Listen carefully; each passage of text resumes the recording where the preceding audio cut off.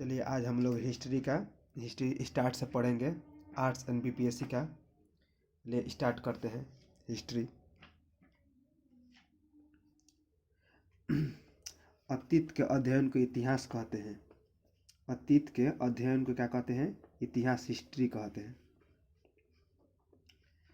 अतीत इतिहास के जनक हेरोडोटस को कहते हैं। इतिहास के जनक हेरोडोटस को कहते हैं। हेरोडोटस इतिहास के जनक किसे कहते हैं? हेरोडोटस को कहते हैं। इतिहास के मुख्यतः 3 खंडों में बांटा गया है।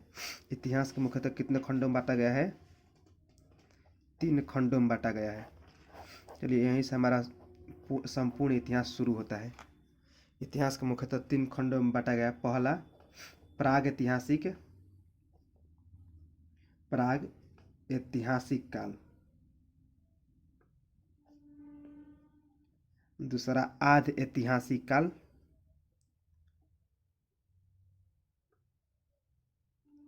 और तीसरा ऐतिहासिक काल।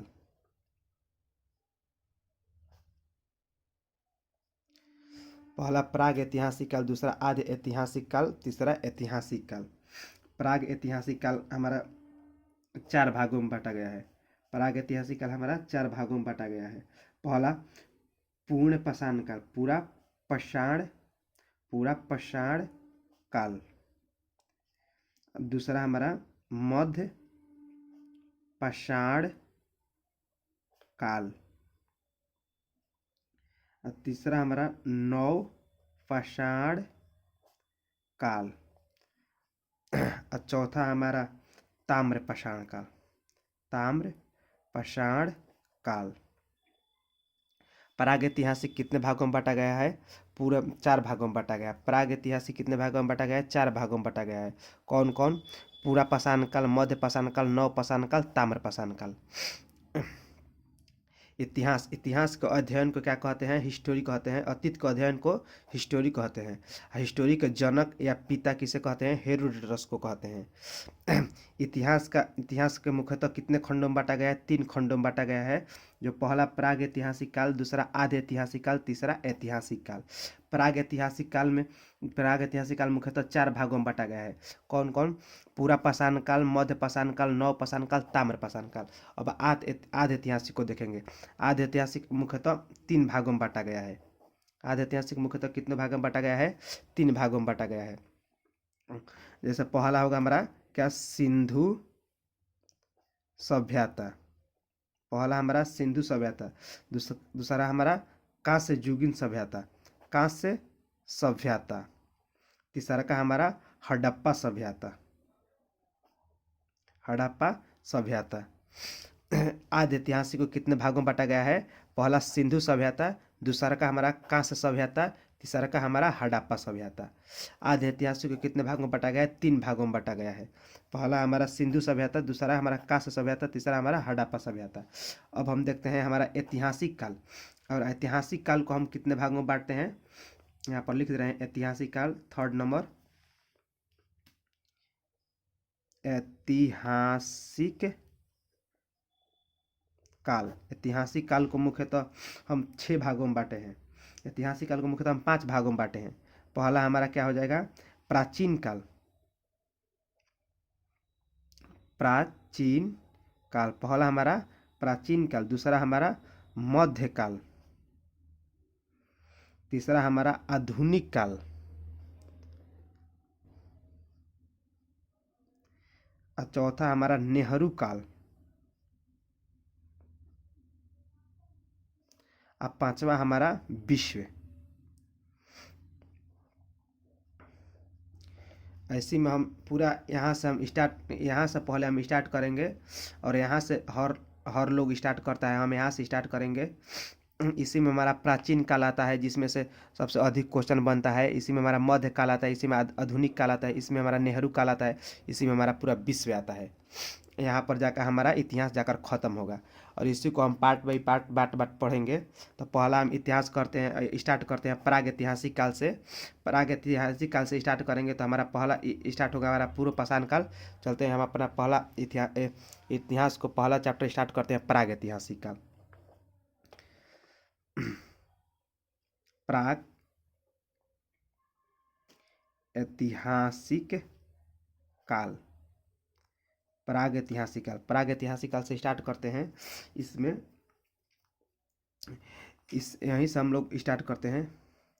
यह इतिहास का वह समय था, प्राग ऐतिहासिक काल, यह इतिहास का वह समय था जिनमें मानव लिखना पढ़ना नहीं जानता था। प्राग ऐतिहासिक काल में क्या, मानव लिखना और पढ़ना नहीं जानता था। मानव लिखना पढ़ना नहीं जानता था।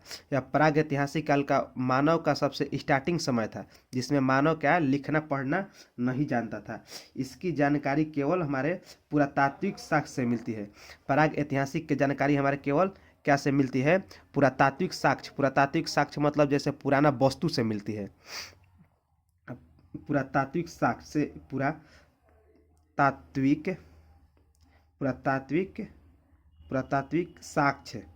पुरातात्विक साक्ष्य से मिलती है। जैसे हमारा प्राग ऐतिहासिक काल की जानकारी कैसे मिलती है, कैसे मिलती है, तो हमारा पुरातात्विक साक्ष्य मतलब पुरातात्विक वस्तुओं से हमारा पता लगाया गया था कि ये हमारा प्राग ऐतिहासिक काल का ये हमारा वस्तु है। इसकी साक्ष्य कैसे मिलती है, हमारा पुरातात्विक साक्ष्य से मिलती है। इसके अंतर्गत हमारा क्या, पूरा पाषाण काल आ जाएगा। पूरा क्या आ जाएगा, पाषाण काल आ जाएगा।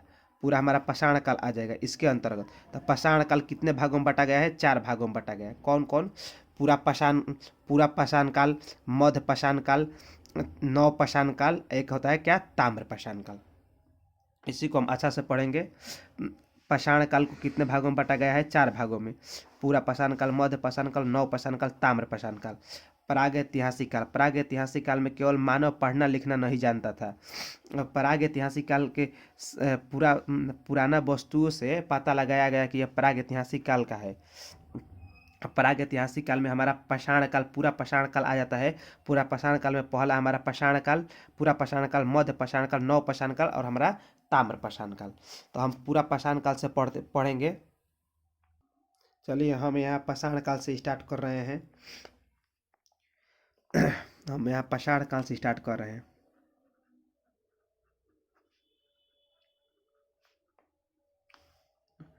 पाषाण काल वह समय था जब मानव पत्थर के औजार एवं हथियार का उपयोग करता था। पाषाण काल में मानव क्या, पत्थर का औजार तथा हथियार बनाता था। आपसे क्वेश्चन पूछेगा किस काल में मानव पत्थर का औजार तथा हथियार उपयोग करते थे, तो कौन काल में, पाषाण काल में। कौन काल में, पाषाण काल में मानव पत्थर का औजार एवं हथियार बनाता था पाषाण काल में।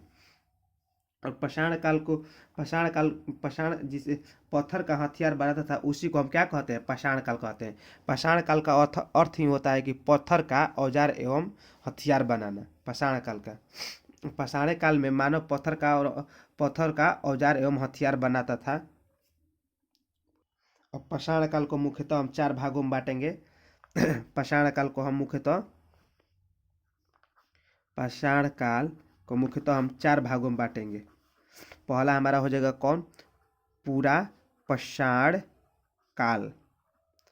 अब दूसरा हमारा मध्य पाषाण काल। और तीसरा हमारा नव पाषाण काल, या इसको हम उत्तर पाषाण काल बोलते हैं। नव पाषाण काल या उत्तर पाषाण काल या अंतिम पाषाण काल। और चौथा हमारा क्या हो जाएगा, ताम्र पाषाण काल। ताम्र पाषाण काल में हमारा तांबा का खोज हुआ था, इसीलिए हम इसको ताम्र पाषाण काल कहते हैं। चलिए हम पहला, जैसे हमारा पाषाण काल कितने भागों में बांटा गया, 4 भागों में बांटा। पूरा पाषाण काल, मध्य पाषाण काल, नव पाषाण काल, ताम्र पाषाण काल। तो पहला हम पढ़ेंगे पूरा पाषाण काल के बारे में हम पढ़ेंगे। पहला हमारा पूरा पाषाण काल। पहला हमारा क्या, पूरा पाषाण काल के बारे में पढ़ेंगे। यह इतिहास का सबसे प्रारंभिक समय था। पूरा पाषाण काल हमारा क्या, यह इतिहास का सबसे प्रारंभ का समय था। यह इतिहास का हमारे सबसे प्रारंभिक समय था। यह हमारे इतिहास का सबसे प्रारंभ का समय था। इस समय मानव ने इस समय का मानव को हम क्या कहते थे? आदि मानव कहते थे। आदि मानव कहते थे। इस समय मानव को हम क्या कहते थे? आदि मानव कहते थे। माने पूरा पाषाण काल के जितना भी मानव था उसे हम क्या कहते थे? आदि मानव कहते थे। इस समय ने मानव खाद्याबदोश करता था। इस समय का मानव क्या करता था? खाद्याबदोश करता था। खाद्याबदोश का अर्थ होता है केवल शिकार करके पेट भरना। केवल शिकार करके पेट को भरना। इस समय का मानव क्या करता था? केवल खाद्याबदोश करता था। केवल उसको पेट भरने का चिंता रहती थी और शिकार करके पेट भर लेता था, बस। इसी को हम क्या कहते हैं? खाद्याबदोश कहते हैं। अर्थात उसके जीवन का मुख्य उद्देश्य यही था कि जो जानवरों के भाली बाती मार के अपना शिकार बना ले। इसी को हम क्या कहते थे? खाद्याबदोश कहते थे। इस समय के मानव के सबसे बड़ी उपलब्धि क्या हुआ? तो इस समय के मानव का सबसे बड़ी उपलब्धि आग का खोज किया। इस समय मानव का सबसे बड़ी उपलब्धि क्या किया? आग का खोज किया। आग का पूरा पाषाण काल के मानव का सबसे बड़ी उपलब्धि क्या किया? आग का खोज किया। यह क्वेश्चन पूछता है कि आग का खोज किस काल में हुआ? तो हमारा पहला वाला काल कौन है? पूरा पाषाण काल में हुआ था। हमारा पहला वाला काल कौन है? पूरा पाषाण काल। दूसरा वाला काल कौन है? मध्य पाषाण काल। तीसरा वाला काल कौन है? नव पाषाण काल। और लास्ट वाला काल कौन है? ताम्र पाषाण काल। तो ताम्र पाषाण काल को लास्ट वाला काल नहीं कह के हम क्या कहते हैं? नव पाषाण काल को हम लास्ट वाला काल कहते हैं। ताम्र पाषाण काल बाद में आया था। तो पहला पाषाण काल में क्या क्या हुआ? पहला पाषाण काल में मानव को क्या कहते हैं? आदि मानव कहते हैं। यह भी क्वेश्चन पूछता है कि किस काल में मानव का आदि मानव कहा जाता है? तो आदि मानव पूरा पाषाण काल में कहा जाता है। और पूरा पाषाण काल में मानव के खाद्याबदोश कहा जाता है। खाद्याबदोश का अर्थ होता है केवल शिकार करके पेट भरना। और पूरा पाषाण काल में मानव ने क्या? आग का खोज कर दिया। आग का खोज कर दिया मानव ने। पूरा पाषाण काल में आग का खोज कर दिया। अब दूसरा हम पढ़ेंगे क्या? मध्य पाषाण काल पढ़ेंगे। दूसरा का क्या? मध्य पाषाण काल को पढ़ेंगे। दूसरा क्या? मध्य पाषाण काल को पढ़ेंगे। यह पाषाण काल पूरा पाषाण काल के बाद का काल था। यह पाषाण काल पूरा पाषाण काल का बाद का काल था। और इस समय में मानव ने हथियार को छोटे आकार में परिवर्तित कर दिया। मध्य पाषाण काल में मानव ने हथियार को क्या कर दिया? बड़ा से छोटा आकार में परिवर्तित कर दिया हथियार को। मध्य पाषाण काल में मानव ने क्या किया? बड़ा से छोटा आकार में हथियार को परिवर्तित कर दिया। इसीलिए इस मध्य पाषाण काल को हम माइक्रोलिथ काल भी कहा जाता है। मध्य पाषाण काल को क्या कहते हैं? माइक्रोलिथ काल भी कहते हैं। मध्य पाषाण काल को क्या कहते हैं? माइक्रोलिथ काल भी कहते हैं। माइक्रोलिथ काल कहने का अर्थ यही होता है कि बड़ा से किसी भी वस्तु को छोटा करते हैं तो उसे हम माइक्रोलिथ काल कहते हैं। माइक्रोलिथ का अर्थ यही होता है कि किसी भी चीज़ को, छोटे वस्तु को हम माइक्रोस्कोप द्वारा देखते हैं, इसीलिए उसे हम माइक्रोलिथ काल भी कहते हैं। तो हमारा बड़ा से बड़ा हथियार को छोटा बनाने का कार्य किसमें संपन्न हुआ? हमारा मध्य पाषाण काल में हुआ। यह पूछता है कि छोटे आकारों का खोज कब हुआ? तो मध्य पाषाण काल में हुआ। मध्य पाषाण काल का दूसरा नाम क्या है? तो माइक्रोलिथ काल है। मध्य पाषाण का दूसरा नाम क्या है? माइक्रोलिथ काल। इस समय ने मानव का सबसे प्रमुख कार्य क्या हुआ? इस समय में मध्य पाषाण काल में मानव के सबसे प्रमुख काल क्या हुआ? अंत्योष्टि कार्यक्रम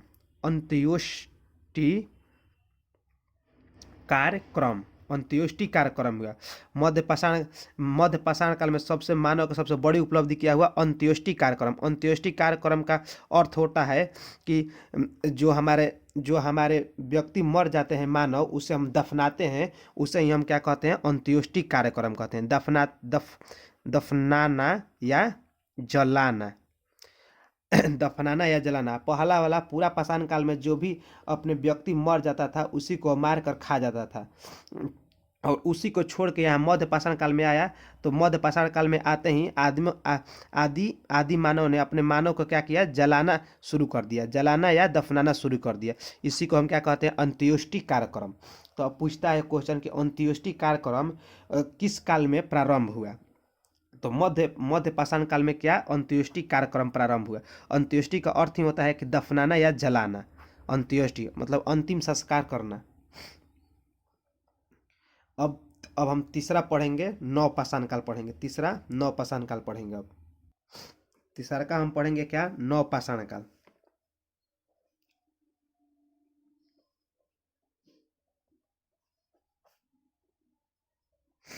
चलिए हम नव पाषाण काल या उत्तर पाषाण काल, इसी को हम उत्तर पाषाण काल कहते हैं। नव पाषाण काल या उत्तर पाषाण काल, ये हम तीसरा वाला है, इसी को हम अभी पढ़ेंगे। इस काल में मानव ने अस्थायी रूप से एक जगह रहने का व्यवस्था किया।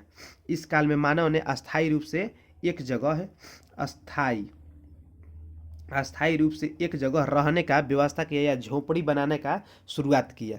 इसी समय में उत्तर पाषाण काल में मानव ने क्या, झोपड़ी या अस्थायी रूप से रहने का व्यवस्था किया। जैसे पूरा पाषाण काल या मध्य पाषाण काल में मानव ने जंगलों में बिताया करते थे, इधर उधर जंगलों में बिताया करते थे।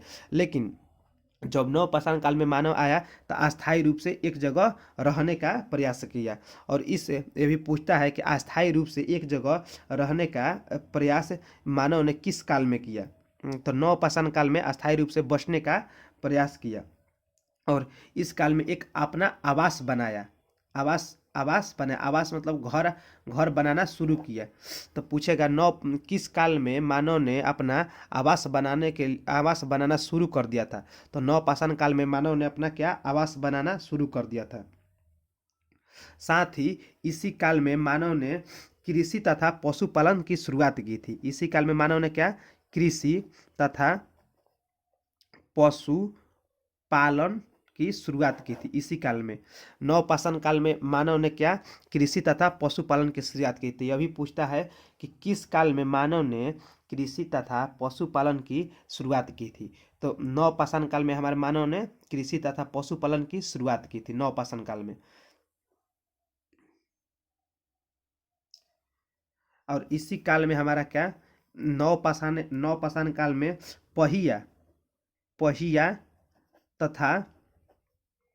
पहिया तथा मन का अर्थ होता है घोड़ा, मन का तथा घड़ा का खोज किया। इसी काल में मानव ने पहिया तथा मनका की खोज कब किया, नव पाषाण काल में किया।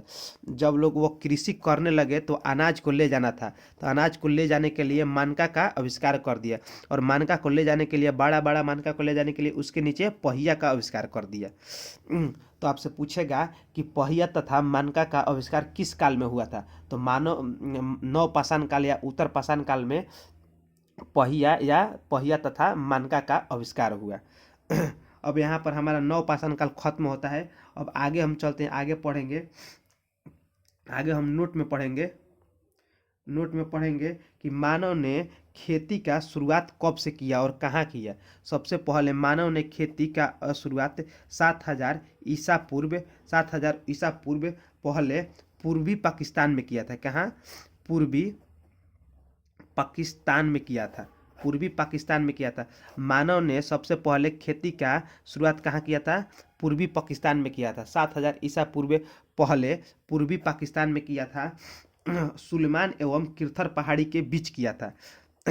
पाकिस्तान में सुलेमान तथा किरथर पहाड़ी है, सुलेमान तथा किरथर पहाड़ी के बीच किया था। ताकि वहाँ पर क्यों किया था, वहाँ पर जल का अभाव कम नहीं था, इसीलिए वहाँ पर जल का अपूर्ण मिल रहा था। इसीलिए सुलेमान और किरथर पहाड़ी के बीच सबसे पहले मानव ने खेती करने के लिए स्टार्ट किया। आपसे पूछेगा कि सबसे पहले खेती का प्रारंभ साक्ष्य कहाँ से मिला है।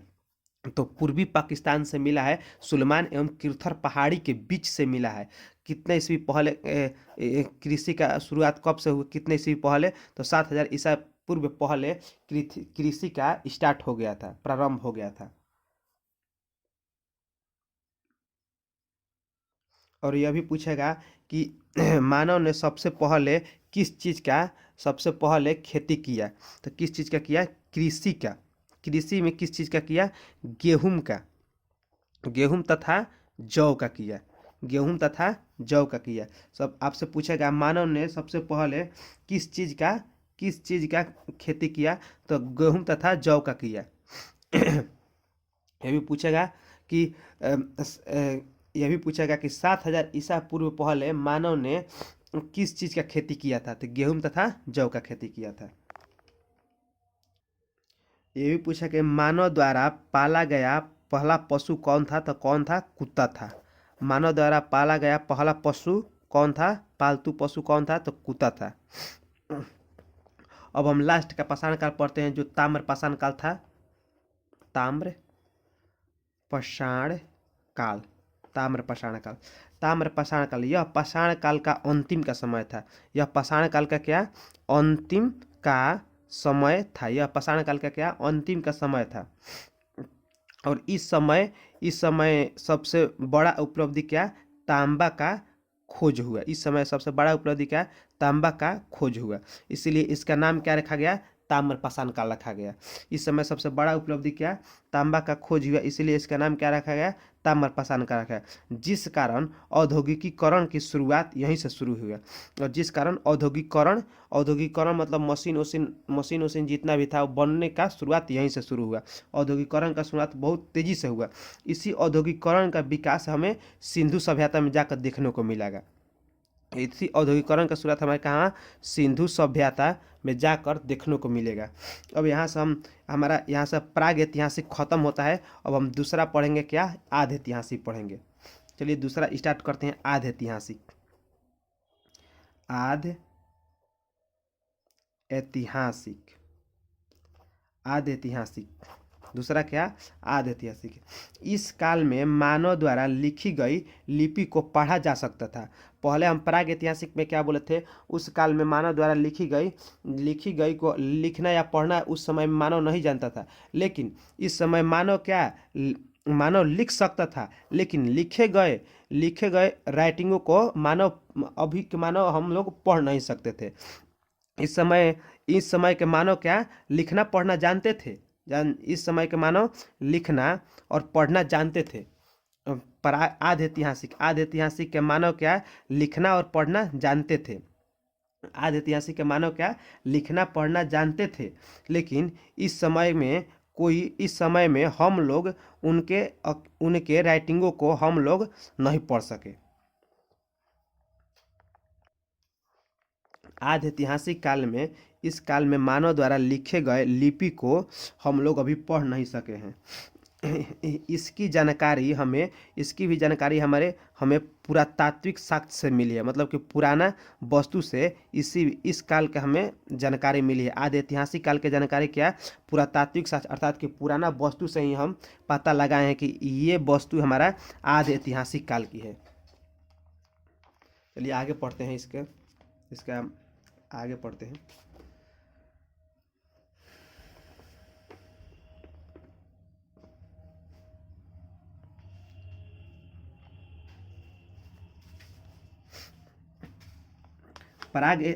आधि ऐतिहासिक काल में हम सिंधु सभ्यता को रखते हैं। आधि ऐतिहासिक काल में हम सिंधु सभ्यता को रखते हैं और सिंधु सभ्यता से हम स्टार्ट करते हैं। सिंधु सभ्यता से हम स्टार्ट करते हैं। हमारे आधि ऐतिहासिक में क्या? हम सिंधु सभ्यता को रखे थे और यही पहला था हमारा, और सिंधु सभ्यता से हम आधि ऐतिहासिक को स्टार्ट करते हैं।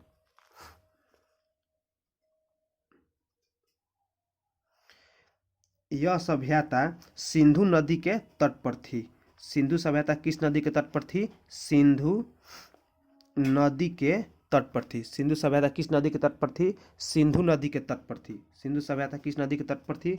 सिंधु नदी के तट पर थी। इसलिए इसे हम क्या कहते हैं? इसलिए इसे हम सिंधु सभ्यता कहते हैं। इसलिए हम क्या? इसे सिंधु सभ्यता कहते हैं।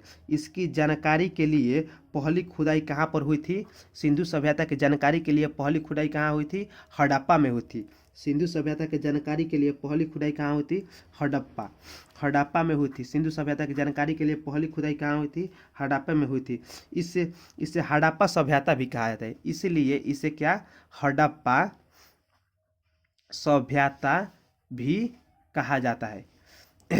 सिंधु सभ्यता कौन सी नदी के तट पर थी? सिंधु नदी के तट पर थी, इसीलिए हम इसे क्या कहते हैं? सिंधु सभ्यता कहते हैं। और सिंधु सभ्यता को पता लगाने के लिए कौन सा जगह को खुदाई हुआ था? सबसे पहले हड़प्पा जगह की खुदाई हुई थी, इसलिए इसे हम क्या, हड़प्पा सभ्यता भी कहते हैं। सिंधु सभ्यता की जानकारी सबसे पहले किसने दिया था? तो चार्ल्स मैसेज ने दिया था। चार्ल्स मैसन ने दिया था। सिंधु सभ्यता की जानकारी किसने दिया था? चार्ल्स मैसन ने दिया था। सिंधु सभ्यता की जानकारी सबसे पहले किसने दिया था? चार्ल्स मैसन ने दिया था। सिंधु सभ्यता का सर्वेक्षण किसने किया था?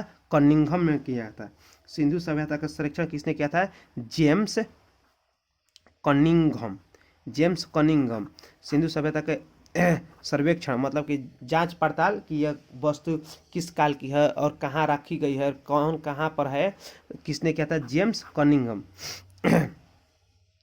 कनिंघम ने किया था, किए थे। सिंधु सभ्यता की जांच पड़ताल किसने किए थे? सर्वेक्षण जेम्स कनिंघम ने किए थे। सिंधु सभ्यता हमारे 13 लाख वर्ग किलोमीटर में फैला हुआ था। सिंधु सभ्यता 13 लाख वर्ग किलोमीटर में फैला हुआ था। ये पूछता है कि सिंधु सभ्यता का पूरा क्षेत्रफल कितना होता है? तो 13 लाख वर्ग किलोमीटर सिंधु सभ्यता का पूरा क्षेत्रफल होता है। सिंधु सभ्यता का नामकरण किसने किया था? सिंधु सभ्यता का नामकरण किसने किया था? तो जॉन मार्शल ने इनका नामकरण किया था। जॉन मार्शल ने इनका क्या नामकरण किया था? सिंधु सभ्यता का नामकरण किसने किया था? John Marshall. सिंधु सभ्यता का नामकरण किसने किया था? John Marshall. सिंधु सभ्यता की पहली खुदाई किसने की थी? सिंधु सभ्यता की पहली खुदाई हड़प्पा में हुई थी। और हड़प्पा में किसने की थी? तो क्या नाम था? दयाराम साहनी ने इनकी पहली खुदाई की। सिंधु सभ्यता के खुदाई हड़प्पा में हुआ था, तो हड़प्पा में किसने किया था? तो दयाराम साहनी ने किया था। सिंधु सभ्यता का आकार कैसा है? सिंधु सभ्यता का आकार कैसा है? त्रिभुजाकार है। सिंधु सभ्यता का आकार कैसा है? तो त्रिभुजाकार है। सिंधु सभ्यता का आकार कैसा है? त्रिभुजाकार है।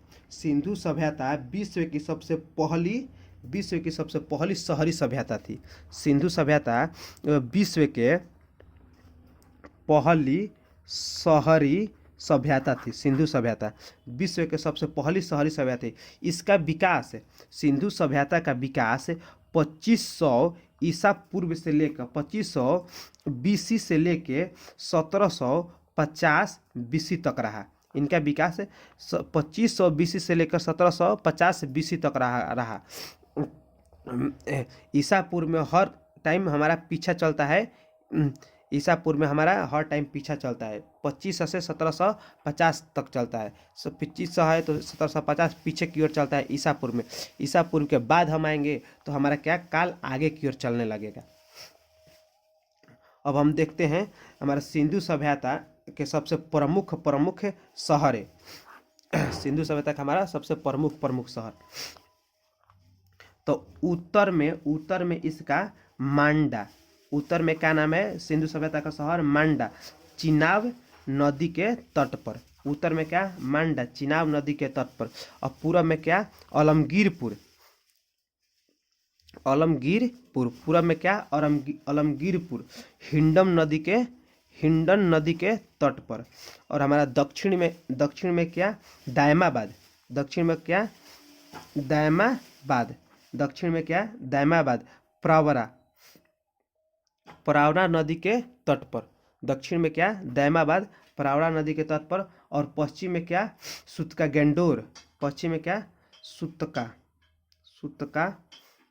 गेंडोर दास नदी के तट पर। पश्चिम में क्या? सुतका गेंडोर दास नदी के तट पर। उत्तर में मांडा, चिनाब नदी के तट पर। पूर्व में आलमगीरपुर, हिंडम नदी के तट पर। और दक्षिण में दायमाबाद प्रावरा नदी के तट पर, और उत्तर में सुतका गैंडोर जो कि दास नदी के तट पर। ये चारों जगह बहुत फेमस जगह है जो सिंधु सभ्यता से मिलते हैं, तथा इनका जो भी हमारी नदियां है जाकर पूरा सिंधु सभ्यता में जाकर मिल जाती है।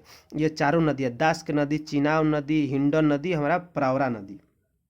तो इसका एक ट्रिक है स्थल का नाम का ट्रिक, स्थल के लिए सम एडी, मतलब कि सुतका गैंडोर, मांडा, आलमगीरपुर, दैमाबाद। स्थल के लिए क्या है? सम एडी, सुतका गैंडोर, मांडा, आलमगीरपुर, दैमाबाद।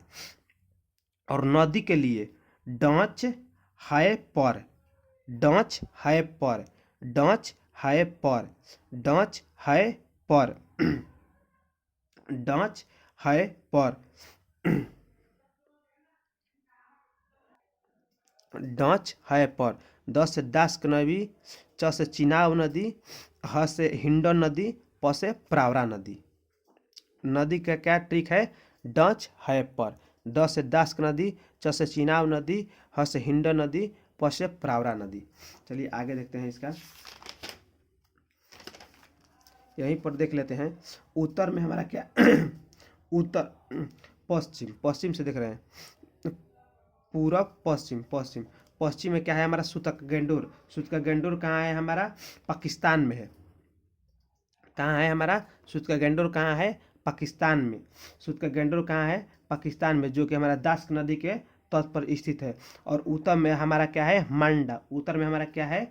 मांडा, जो कि हमारा चिनाब नदी के तट पर स्थित है। उत्तर में हमारा क्या है? मांडा, जो कि चिनाब नदी के तट पर है। ये हमारा क्या है? कश्मीर में है। उत्तर में हमारा मांडा क्या है? कश्मीर में है। उत्तर में हमारा मांडा जो चिनाब नदी के तट पर है, यह हमारा कहाँ है? कश्मीर में है। उत्तर में मांडा, यह हमारा किस नदी के तट पर है? चिनाब नदी के तट पर। और कहाँ है? कश्मीर में है। दक्षिण में क्या है हमारा? दक्षिण में हमारा दैमाबाद। और कौन नदी के तट पर? प्रावरा नदी के तट पर। यह हमारा कहाँ? महाराष्ट्र में है। यह हमारा कहाँ? महाराष्ट्र में है। यह हमारा कहाँ? महाराष्ट्र में है।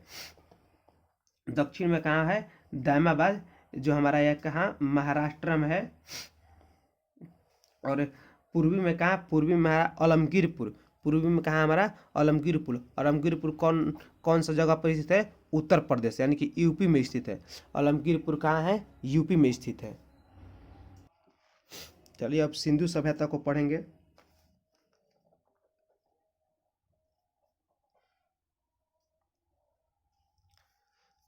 सिंधु सभ्यता को पढ़ेंगे अब। सिंधु सभ्यता में सबसे प्रमुख स्थल क्या था? हड़प्पा। सिंधु सभ्यता का सबसे प्रमुख स्थल क्या था? हड़प्पा था। सिंधु सभ्यता का सबसे प्रमुख स्थल हड़प्पा था।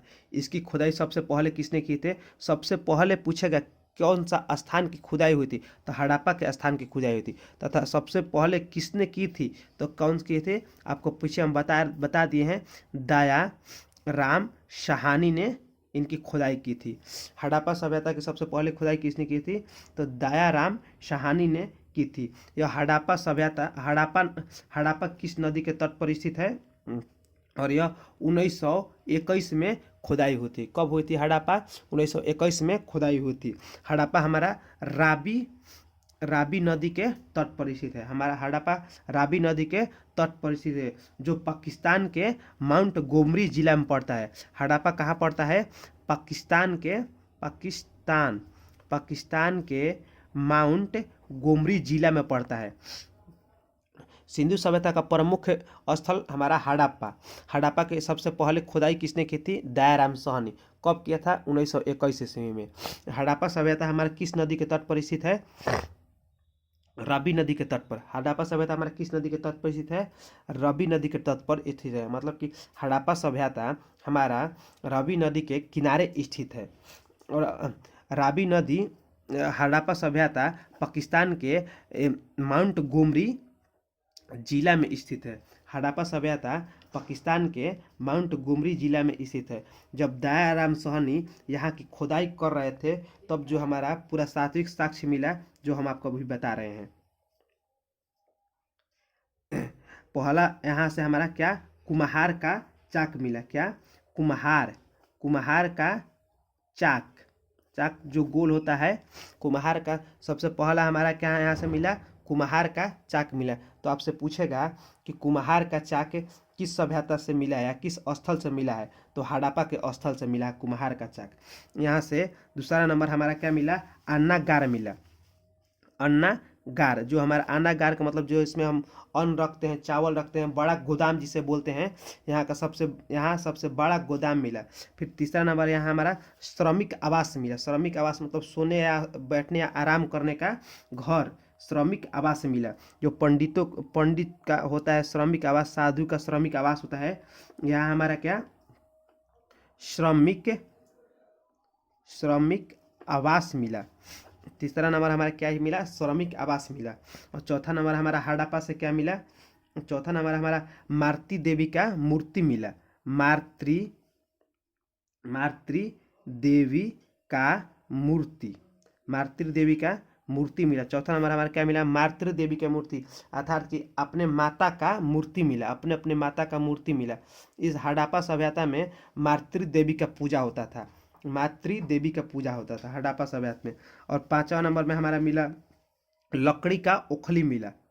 लकड़ी का ओखली, पांचवा नंबर में हमारा क्या मिला, लकड़ी का ओखली मिला। तो आपसे पूछेगा कि लकड़ी का ओखली किस स्थान पर मिला था, तो हड़प्पा के स्थान पर खुदाई करते वक्त हमारा लकड़ी का ओखली मिला था। लकड़ी का ओखली कहाँ मिला था, हड़प्पा में मिला था। लकड़ी का ओखली कहाँ मिला था, हड़प्पा में मिला था। और लकड़ी का ताबूत मिला था। छठवां नंबर में क्या मिला था, लकड़ी का ताबूत। लकड़ी का ताबूत का अर्थ होता है जिसमें हम कब्रिस्तान में जिसको हम दफनाते हैं, उसी को हम लकड़ी का ताबूत कहते हैं। जिसको हम मुस्लिम भाई को हम जिसमें हम डालकर दफनाते हैं, उसी को हम लकड़ी का ताबूत कहते हैं। तो हमारा हड़प्पा में क्या मिला, लकड़ी का ताबूत मिला। इससे यह स्पष्ट होता है कि हड़प्पा के लोगों ने आदमी को या मानव को क्या करते थे, दफनाते थे। तो हड़प्पा में क्या होता था, मानव को क्या किया जाता था, दफनाया जाता था। और उसके बाद लकड़ी के ताबूत के बाद उसके बाद यहाँ पर 7 नंबर में हमारा RH-37 क्या मिला, कब्रिस्तान मिला। यहाँ पर बहुत सारे लाशें थी। इसी को परीक्षण जो कर रहे थे, उसी ने RH-37 कब्रिस्तान नाम दे दिया। यहाँ पर बहुत सारे लाश मिली थी, जिसे जो परीक्षण कर रहे थे उसी ने नाम रख दिया RH-37 कब्रिस्तान। तो पूछेगा RH-37 कब्रिस्तान कहाँ मिला, तो हड़प्पा में मिला। RH-37 कब्रिस्तान कहाँ मिला, तो हड़प्पा में मिला। और पूछेगा कि हाथी का कपाल कहाँ मिला। 8 नंबर में क्या, हाथी का कपाल। हाथी का हम सूंड के बात नहीं कर रहे हैं, हाथी का सूंड आगे मिलेगा। हाथी का क्या, कपाल। हाथी का कपाल कहाँ मिला, तो हड़प्पा मिला। हाथी का कपाल कहाँ मिला, तो हड़प्पा में मिला। आपसे पूछेगा कि हाथी का कपाल का अवशेष किस स्थान पर मिला है, तो हाथी का कपाल का अवशेष हमारे हड़प्पा के स्थान पर मिला है। उसके बाद हाथी के कपाल के बाद और सब चीज़ भी मिला है, जो इतना ही हम कवर कर रहे हैं इस वीडियो में। इसी से आपको क्वेश्चन बनेगा। अब से देख लेते हैं क्या क्या हुआ है इसमें। पहला, सिंधु सभ्यता का सबसे प्रमुख शहर कौन सा, हड़प्पा था। और हड़प्पा के सबसे पहले खुदाई किसने की थी, तो दयाराम साहनी ने 1921 ईस्वी में खुदाई की थी। और हड़प्पा किस नदी के तट पर स्थित है, तो रावी नदी के तट पर स्थित है। हड़प्पा पाकिस्तान के माउंट गोमरी जिला में स्थित है। हड़प्पा पाकिस्तान के क्या, माउंट गोमरी जिला में स्थित है। हड़प्पा से मिले गए वस्तुओं को अब देखते हैं। हड़प्पा से कुम्हार का चाक मिला है। कुम्हार का चाक कहाँ से मिला है, हड़प्पा से मिला है। कुम्हार का चाक कहाँ से मिला है, कुम्हार का चाका कहाँ से मिला है, हड़प्पा से मिला है। अन्नागार मतलब अन्न रखने वाला गोदाम कहाँ से मिला है, हड़प्पा से मिला है। श्रमिक आवास कहाँ से मिला है, हड़प्पा से मिला है। मातृ देवी की मूर्ति कहाँ से मिला है, हड़प्पा से मिला है। लकड़ी का ओखली कहाँ से मिला है, हड़प्पा से मिला है। लकड़ का ताबूत कहाँ से मिला है, हड़प्पा से मिला है। RH-37 कब्रिस्तान कहाँ से मिला है, हड़प्पा से मिला है। और हाथी का कहाँ से मिला है? हड़प्पा से मिला है। तो हाथी का कपाल RH-37 ये दोनों पूछता है। RH-37 कब्रिस्तान कहाँ से मिला है? तो हड़प्पा से मिला है। और हाथी का कपाल कहाँ से मिला है? तो हड़प्पा से मिला है। और हम दूसरा नंबर, हम पहला नंबर हमारा सिंधु सभ्यता का प्रमुख शहर पहला कौन था? हड़प्पा। अब दूसरा नंबर पढ़ेंगे, सिंधु सभ्यता का दूसरा प्रमुख शहर, सिंधु सभ्यता का दूसरा प्रमुख स्थल, स्थल का नाम क्या था? मोहनजोदड़ो। स्थल का नाम क्या था? मोहनजोदाड़ो। स्थल का नाम क्या था? मोहनजोदाड़ो। सिंधु सभ्यता का दूसरा प्रमुख स्थल का नाम क्या था? मोहनजोदाड़ो। इसकी खुदाई 1921 ईस्वी में हुआ। इसकी भी खुदाई क्या? 1921 ईस्वी से प्रारंभ हुआ। इसकी खुदाई 1921 ईस्वी में, इसकी खुदाई 1921 ईस्वी से प्रारंभ हुआ। इसकी खुदाई किसने किया? राखल दास बनर्जी ने किया। इसकी खुदाई किसने किया? राखल दास बनर्जी। इसकी खुदाई किसने किया? राखल दास बनर्जी ने किया। इसकी खुदाई किसने की? राखल दास बनर्जी ने किया। यह पाकिस्तान के लरकाना जिला में स्थित है। मोहनजोदड़ो, मोहनजोदड़ो कहाँ है? पाकिस्तान का, पाकिस्तान के लरकाना, पाकिस्तान के लरकाना जिला में स्थित है। मोहनजोदड़ो कहाँ स्थित है? पाकिस्तान के लरकाना जिला में। मोहनजोदड़ो कहाँ स्थित है? पाकिस्तान के लरकाना जिला में। और हड़प्पा कहाँ स्थित है? पाकिस्तान के माउंट गोमरी जिला में। हड़प्पा कहाँ स्थित है? पाकिस्तान के माउंट गोमरी जिला में। और मोहनजोदड़ो कहाँ स्थित है? पाकिस्तान के लरकाना जिला में। मोहनजोदड़ो कहाँ स्थित है? पाकिस्तान के लरकाना जिला में स्थित है।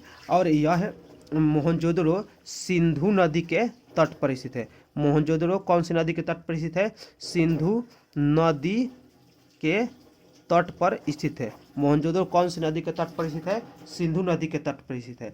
हड़प्पा कौन सी नदी के तट पर स्थित है? रावी नदी के तट पर स्थित है। हड़प्पा कौन सी नदी के तट पर स्थित है? रावी नदी के तट पर स्थित है। अब मोहनजोदड़ो कौन सी नदी के तट पर स्थित है? कौन सी नदी के तट पर? तो सिंधु नदी के तट पर स्थित है।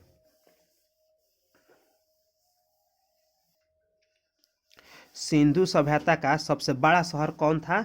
मोहनजोदाड़ो।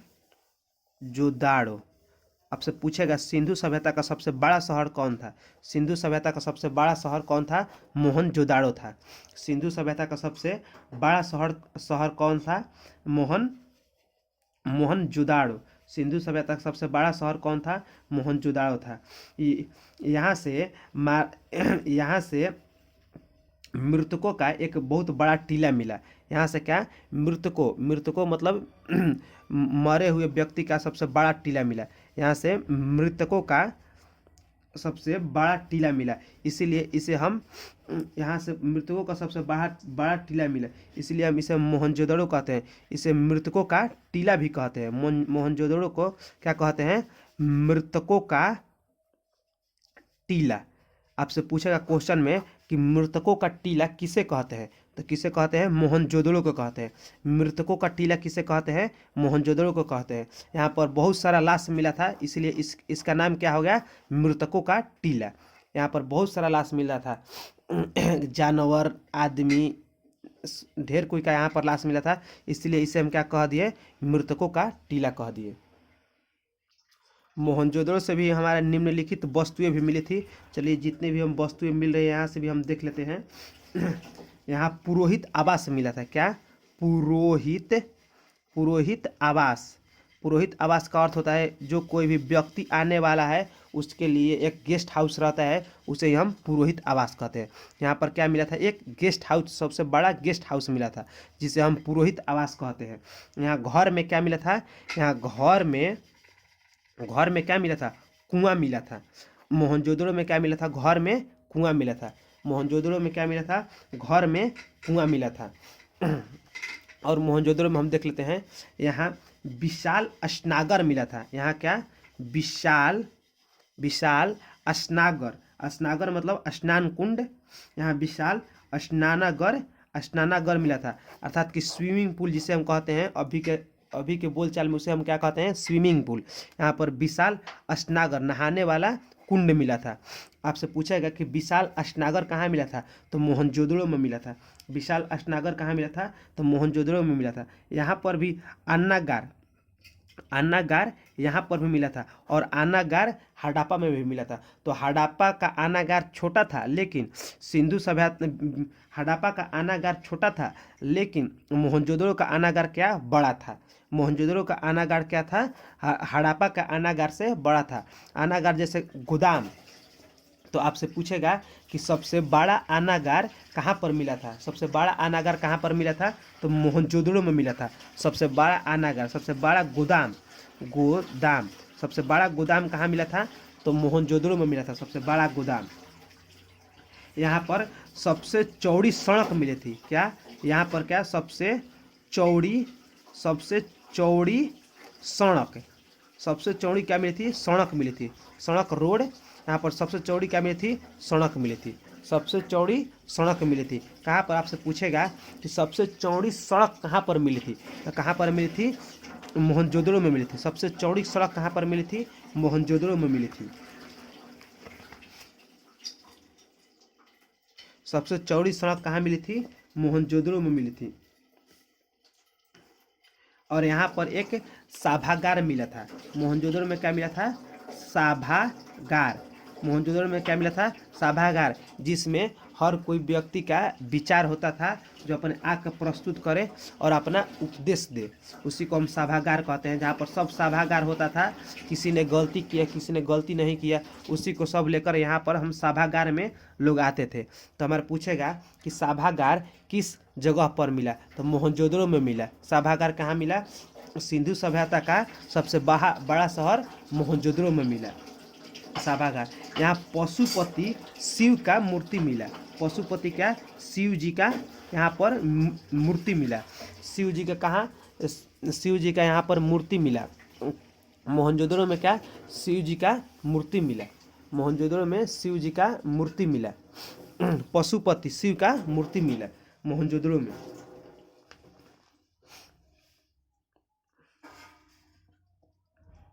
और यहाँ पर कांसे की एक नर्तकी मिली। यहाँ पर मोहनजोदड़ो में क्या, कांसा के नर्तकी जैसे नाचती हुई एक लेडीज की मूर्ति मिली।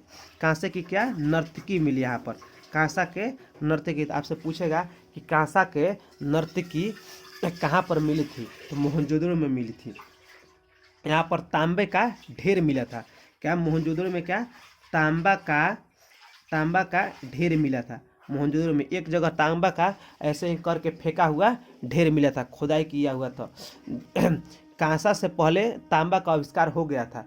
तो जब कांसा का आविष्कार हुआ तब तांबा का सभी लोग ने छोड़ दिया और कांसा का यूज करने लगे। उसी को तांबा का एक जगह फेंक दिए थे, उसी को खुदाई करते वक्त वो तांबा का ढेर मिल गया। इसीलिए पूछेगा कि तांबा का ढेर कहाँ पर मिला था, तो तांबा का ढेर कहाँ पर मिला था, मोहनजोदड़ो में मिला था। मोहनजोदड़ो का अन्नागार सिंधु सभ्यता का सबसे बड़ा था। मोहनजोदड़ो का अन्नागार क्या, सिंधु सभ्यता के बड़ा भवन एवं इमारत था। मोहनजोदड़ो का अन्नागार सिंधु सभ्यता अर्थात कि हड़प्पा से क्या बड़ा था। अब हम तीसरा पढ़ेंगे, चोनहुदड़ो।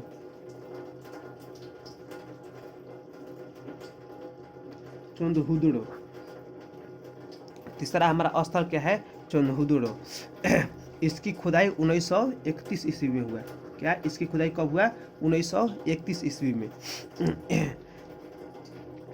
इसकी खुदाई किसने किया, गोपाल मजूमदार ने किया। इसकी खुदाई किसने किया, गोपाल मजूमदार ने किया। इसकी खुदाई किसने किया, गोपाल मजूमदार ने किया। यह पाकिस्तान में स्थित है। चोनहुदड़ो कहाँ स्थित है, पाकिस्तान में। पाकिस्तान में यह भी सिंधु नदी के तट पर स्थित है। आपसे पूछेगा चोनहुदड़ो किस नदी के तट पर स्थित है, तो चोनहुदड़ो किस नदी के तट पर स्थित है, सिंधु नदी के तट पर स्थित है। सिंधु नदी के तट पर स्थित है चोनहुदड़ो किस नदी के तट पर स्थित है, तो सिंधु नदी के तट पर स्थित है। यह एकमात्र ऐसा शहर था जो दुर्ग रहित था। दुर्ग रहित के मतलब कि चारों तरफ से किला में पैक था। चुनहुद्रो। चुनहुद्रो क्या चारों देने से किला में पैक था, जिसे हम दुर्गरहित कहते हैं। यह एक ऐसा मात्र शहर था जो चुनहुद्रो, जो दुर्गरहित था, चारों देने किला के अंदर क्या था, पैक था, ताकि इस पर कोई भी आक्रमण ना करे, इसीलिए चारों देने किला से सुरक्षित था चुनहुद्रो। यह किला के अंदर क्या था, पैक था। यहाँ से औद्योगिकरण शहर की शुरुआत हुई यहाँ से। यहाँ पर हमारा पूरा सब लेडीज का सब हमारा सामान यहाँ से मिला था। जैसे मेकअप की सामग्री यहीं से चुनहुद्रो से मिली थी, लिपस्टिक वगैरह हमारा चुनहुद्रो से मिला था, और शीशा हमारा चुनहुद्रो से मिला था, मनका हमारा चुनहुद्रो से मिला था। मेकअप कहाँ से मिला था, चुनहुद्रो से मिला था। मेकअप के बाद हमारा लिपस्टिक कहाँ से मिला था, लिपस्टिक चुनहुद्रो से मिला था, लिपस्टिक। शीशा कहाँ से मिला था, शीशा चुनहुद्रो से मिला था, शीशा कहाँ से मिला था, चुनहुद्रो से मिला था। और शीशा के बाद हमारे गुड़िया कहाँ से मिला था, चुनहुद्रो से मिला था, गुड़िया चुनहुद्रो से मिला था। सुई हमारे चुनहुद्रो से ही मिला था। सुई हमारे कहाँ से मिली थी, चुनहुद्रो से ही मिली थी सुई। सुई के बाद हमारे बिल्ली का पीछा करता हुआ कुत्ता, बिल्ली का पीछा करता हुआ का निशान कहाँ से मिला था, चुनहुद्रो से ही मिला था। बिल्ली का पीछा करता हुआ कुत्ता का पैर का निशान कहाँ से मिला था, चुनहुद्रो से मिला था। बिल्ली का पीछा करता हुआ कुत्ता का पैर का निशान कहाँ से मिला था, चुनहुद्रो से मिला था। और हम अब अगला शहर देखते हैं, जो हमारा क्या है, रोपड़ है। अगला शहर कौन सा है, रोपड़, जो हमारा पंजाब में स्थित है। अगला शहर हमारा क्या है, रोपड़, जो कि पंजाब में स्थित है। इसकी खुदाई हमारा 1953 ईस्वी में हुआ था, जो इसकी खुदाई हमारा यज्ञदत्त शर्मा ने की थी। कौन सी की थी, हमारा यज्ञदत्त शर्मा ने इसकी खुदाई की थी। रोपड़ की खुदाई किसने की थी, यज्ञदत्त शर्मा ने हमारे रोपड़ की खुदाई की थी। यह पंजाब के सतलज नदी के किनारे स्थित है। रोपड़ किस नदी के किनारे स्थित है, पंजाब का सतलज नदी के किनारे क्या स्थित है हमारा, पंजाब के सतलज नदी के किनारे क्या स्थित है, हमारा रोपड़ स्थित है। आपसे पूछेगा कि रोपड़ किस नदी के किनारे स्थित है, तो कौन सी नदी के किनारे स्थित है, तो सतलज नदी के किनारे स्थित है। चुनहुद्रो किस नदी के किनारे स्थित है, तो सिंधु नदी के किनारे स्थित है। हड़प्पा किस नदी के किनारे स्थित है, तो रावी नदी के किनारे स्थित है। मोहनजोदड़ो किस नदी के किनारे स्थित है, तो सिंधु नदी के किनारे स्थित है। आपसे ये सभी पूछेगा, और इसके खुदाई करने वालों के नाम भी पूछेगा। रोपड़ की खुदाई किसने किया था, यज्ञदत्त शर्मा। आप इस ईस्वी को मत याद कीजिएगा, ईस्वी नहीं पूछेगा, आप रोपड़ खुदाई करने वाले का नाम और कौन सी नदी कहाँ पर स्थित है, ये जरूर आप याद कर लीजिएगा, ये हमेशा पूछता है। तो रोपड़ की खुदाई किसने की थी, यज्ञदत्त शर्मा। यह कौन सी नदी के किनारे स्थित है, तो हमारा यह सतलज नदी के किनारे स्थित है। यह मानव के साथ साथ है उनके पालतू जानवरों को भी शव यहाँ से मिला था। अर्थात कि हमारा मानव के साथ साथ जो भी वो पालतू बनाए थे, उनका दोनों के साथ साथ हमारा यहाँ पर खुदाई करने पर लाश मिली थी। अर्थात कि कब्रिस्तान में जब भी रोपड़ में कोई मानव मर जाता था, उसे दफनाने के लिए दफनाया जाता था, तो साथ में उसके जो पालतू किए थे, कुत्ता बैल या कुत्ता गाय, जो भी हाथी होती घोड़ा जो भी थे, उसके ही साथ दफना दिया जाता था। अर्थात कि रोपड़ से ही हमारा मानव तथा पालतू जानवरों के शव मिलने लगा। एक ही साथ दोनों को एक ही साथ करके दफना दिए जाते थे। ऐसा ही शव हमारे पाषाण काल के जम्मू कश्मीर के बुर्ज हुम में मिले थे। ऐसा ही मानव तथा पालतू के ऐसा ही शव हमारे पाषाण काल के जम्मू कश्मीर में बुर्ज हुम, जम्मू कश्मीर में एक बुर्ज हुम जगह है, जम्मू कश्मीर में बुर्ज होम एक जगह है, ऐसा ही शव वहीं पर भी मिला था। पाषाण काल के बुर्ज होम में मानव के साथ साथ उनके पालतू जानवरों को ही दफनाया गया शव मिला था। शव का अर्थ होता है लाश। कहाँ मिला था, बुर्ज होम में मिला था पाषाण काल में। ऐसा ही शव हमारा बुर्ज होम में मिला था, जम्मू कश्मीर के कहाँ, बुर्ज होम में। और हम पांचवा पढ़ेंगे बनवाली। पांचवा शहर का क्या नाम है, बनवाली। चलिए पांचवा हम पढ़ते हैं बनवाली। इसकी खुदाई रविंद्र सिंह ने किया था। बनवाली की खुदाई किसने की थी? रविंद्र सिंह।